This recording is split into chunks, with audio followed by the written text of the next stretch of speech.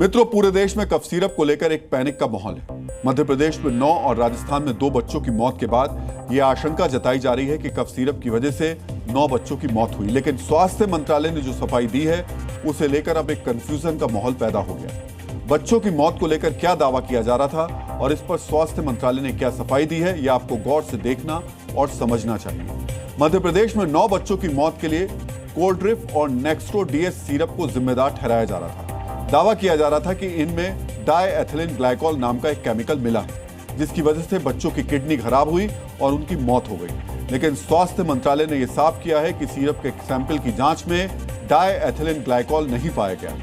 स्वास्थ्य मंत्रालय ने एक प्रेस नोट जारी करके जानकारी दी है कि मृत बच्चों के ब्लड सैंपल की जांच में एक सैंपल को लेप्टोस्पायरोसिस पॉजिटिव पाया गया।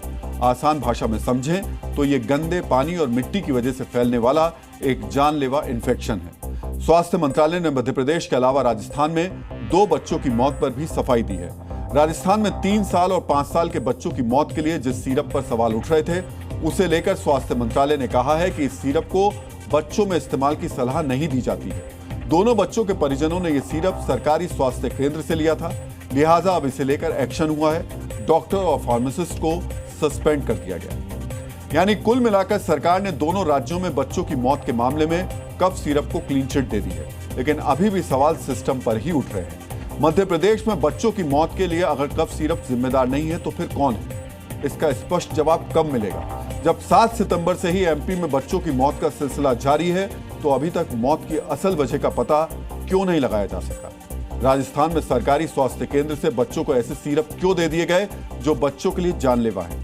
सरकारी स्वास्थ्य केंद्र में ऐसी लापरवाही के लिए सिर्फ 2 लोगों के निलंबन से काम चल जाएगा, या इस पर ऐसी कोई बड़ी कार्रवाई की जरूरत है जो देश भर के लिए एक उदाहरण बने? डीएनए मित्रों, यह विषय देश के 32 करोड़ मासूमों से जुड़ा हुआ है। सरकार ने भले ही कफ सिरप कंपनियों को क्लीन चिट दे दी हो, लेकिन आप बच्चों को कफ सिरप या कोई भी दवा देने से पहले डॉक्टर की सलाह जरूर लें।